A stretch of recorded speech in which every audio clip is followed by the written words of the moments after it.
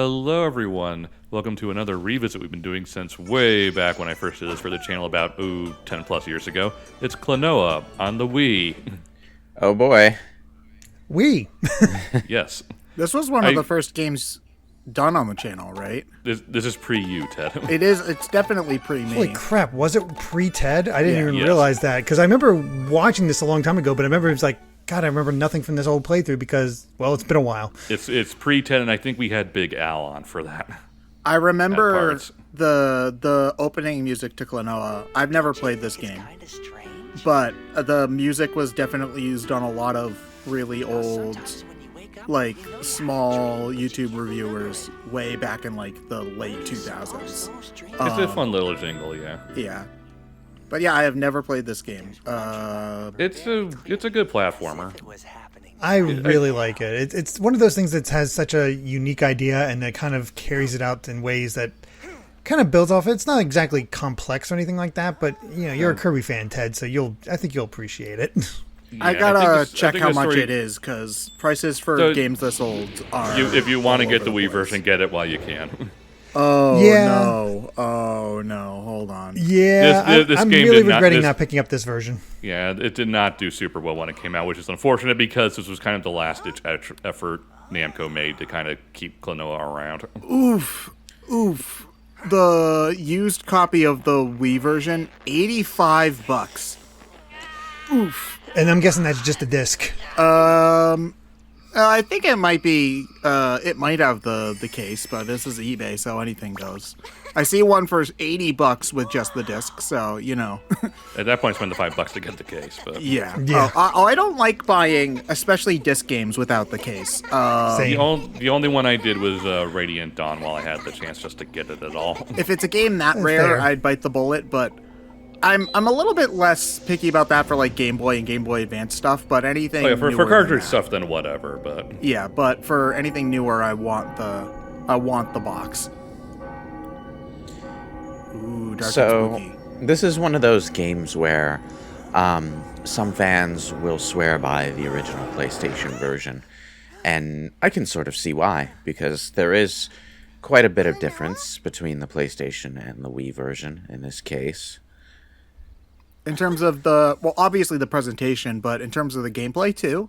I don't know. no, gameplay wise, it's like 98% the same. There's a few minor differences here and there, but it's basically a one-to-one remake. Yeah. Seems like the story's a bit more fleshed out this time around. It's like the basic bits are here and there. Maybe it's been it's just I'm not remembering completely because it's all, there's no voice acting in the original. The voice acting is weird because it's all over the place because there are some really heavy hitters in here, like Wendy Lee is in this game. But Klonoa himself, when I search on IMDb, it's like I can find nothing about this guy. This is like his only major role. I mean, what few roles that are on his IMDb are like additional voices or Grunt A. And that's like less than 20 of them. Huh. It's weird to hear his voice because I'm so used to the gibberish. stock. Yeah, the gibberish and the wahoo. It's like where I gotta have to hear the wahoo. If this dude can't wahoo, It's a nope, pretty good he wahoo, can't. but It's okay. But the original is so etched into my mind at this point. yeah, So the gameplay in this, I'm trying to remember because we did. it's 2.5D. Yeah, I remember we did Klonoa 2, not like a couple years back, which actually did look fairly interesting. I remember. That game's even rarer than this one. Thankfully, I have that one. I mean, I have it too, But the gameplay in this is kind of like Super Mario Bros. 2, but 2.5D-ish, right? Because that's the first thing I think of when I think of picking up in enemies. the most basic of terms, yes. Okay. Yeah. The basic idea is you have a ring that gives you a short distance that you can shoot out and grab enemies, and you somehow blow them up and can use them as double jumps or ammunition to hit other enemies, and that's about it. You can throw them into the foreground and background, and they just find different ways of kind of messing with it and giving you different things that you can do. It's honestly kind of impressive. It's just, again, a simple, charming game. It's one of those games where most of the challenge is in getting everything in the level rather than actually getting through the level.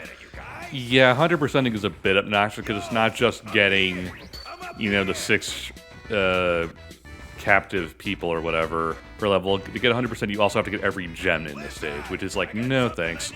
Oh, yeah, okay. never So it's bothered. like Yoshi kind of tiers where. Yeah, thankfully you don't need to really do that because there's only one extra bonus level, which I think you get just for beating the game, and the musicians just do simple like either concept art and they'll like do one little Easter egg thing, and that's kind of it. Are you going to do the bonus level? No, I'm not going to, mostly because I did it in the last playthrough, and two, it's kind of just an extra level. It doesn't add anything. No, Yeah, it it's does. just It an adds an extra extra challenge. In terms of like the actual story and stuff.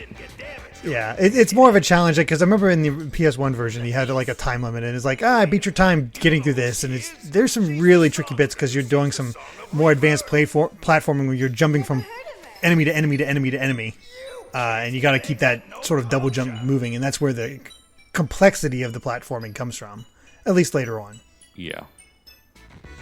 But, you know, I mean, this kind of game can be fun.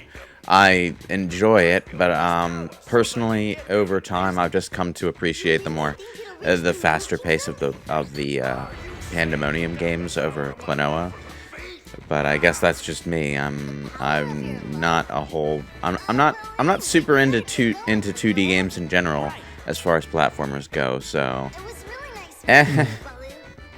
So from what I can see from the very early bits, like you brought up Kirby, it does seem like this has a very similar kind of laid back feel to something like Kirby or Starfy, where, you know, it's not really meant to be an ultra challenging kind of game. It's just more debate I mean, or it can relaxing go- it kind can- of thing. I mean, you can get hard at the end, but I mean, again, like Kirby, if there's challenge there if you want it. Yeah, which I think is a good way to do things, honestly. Because I just played through Starfy just for my own sake a couple of days ago, and that game's fun, but there's not really any challenge in that game at all. It is meant for, I think, a player base even younger than Kirby. So, and I did find myself missing, like, something to kind of test me a little bit, and even and normally I don't really care about that kind of thing. So it's nice if it's there just so that you have the option to have it, even if you don't really feel like it. Like, I enjoy the fact that something like True Arena exists, even if I never go after it 90% of the time. You know, it's just nice to know that there is more to do. yeah, I get that.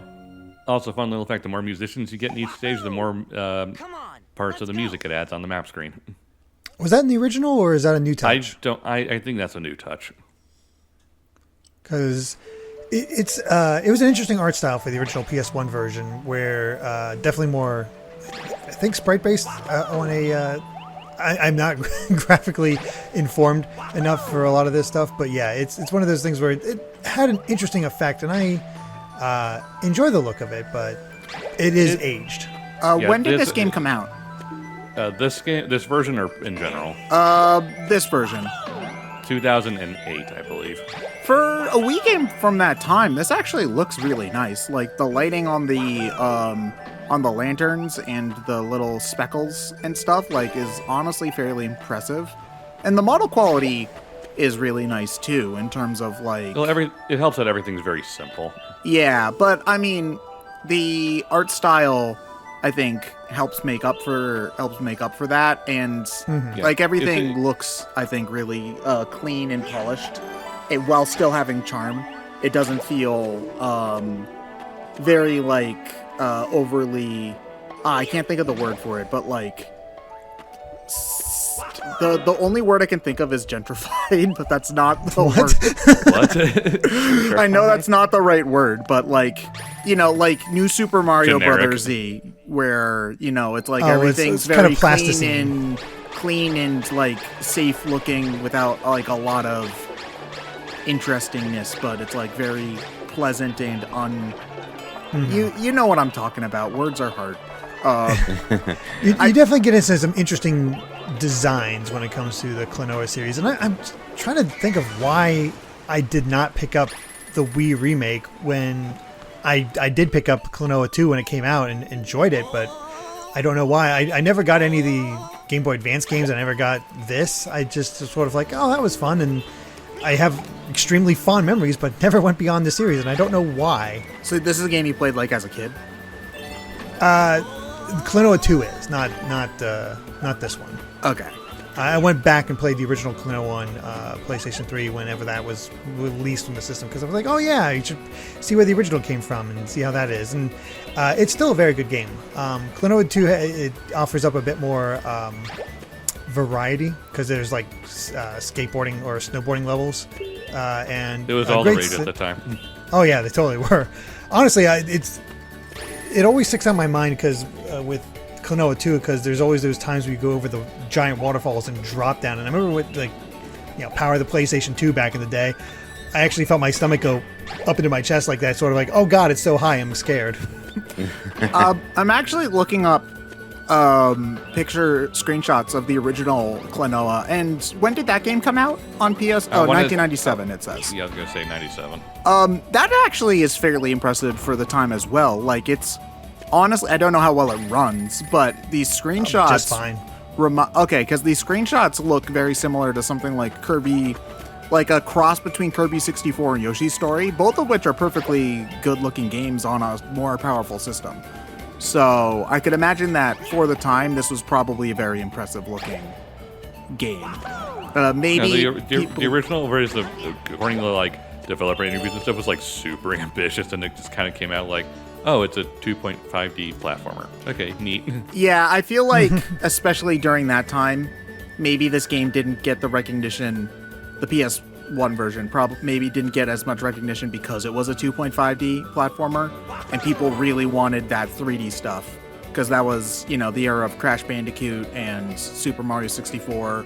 Banjo and Spyro were going to come out within like 2 or 3 years. Maybe people were kind of just done with 2D platformers at that point.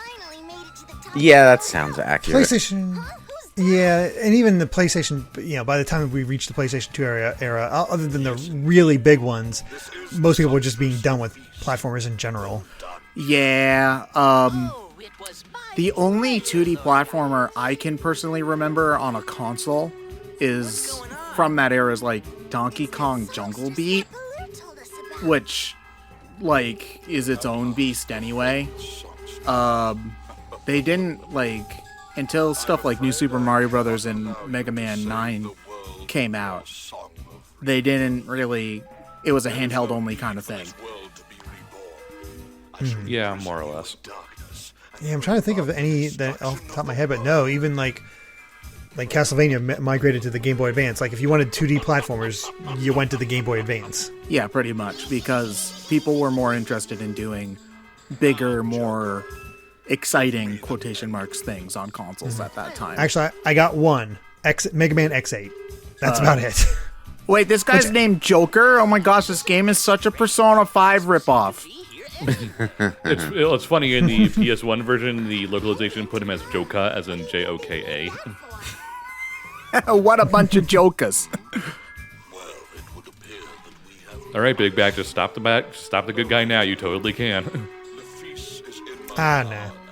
Although this dude is totally, looks like he's straight out of Nights into Dreams. He does look like he's from Nights into Dreams. He's basically Wise Man.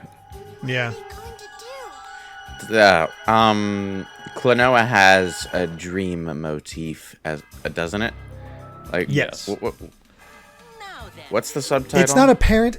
Well, it's I don't think the original Klonoa has a subtitle. Klonoa 2 has Lunatea's Veil, but this version has a sub.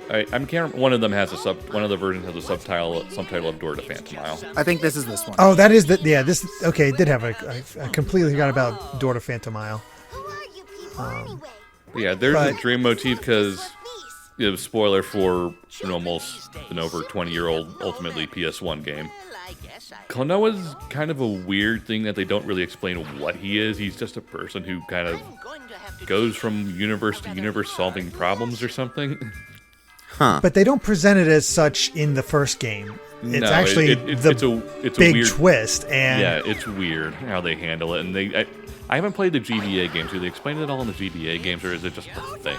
I think it might just be a thing, because even in Klonoa 2, like, I didn't know about that. I was just like, oh yeah, they called this warrior from afar, and Klonoa's here to help out this different land, and I assume that's kind of how they just kept it. Let me take a look here. Who let these guys use the Spore Creature Creator?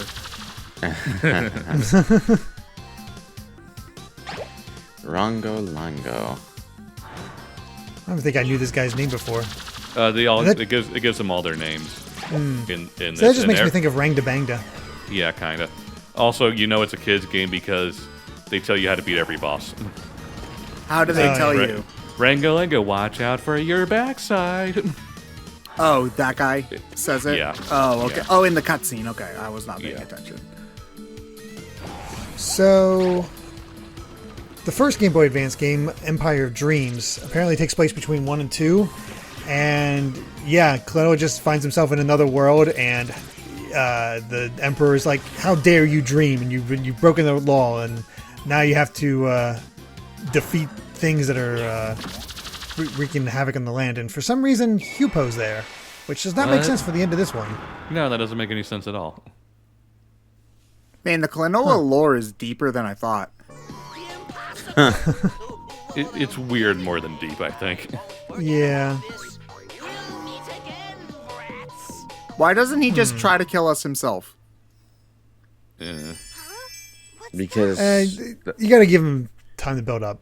that's how the trope goes, The bad guy's big henchman has to just send monsters at you and mouth off a lot. And then halfway through the season they die, but most of the time the main character isn't allowed to be the one who kills them because, Except we totally do as Klonoa. the good guys aren't allowed to kill people, so you have to arrange a situation where the bad guys kill each other. Of course.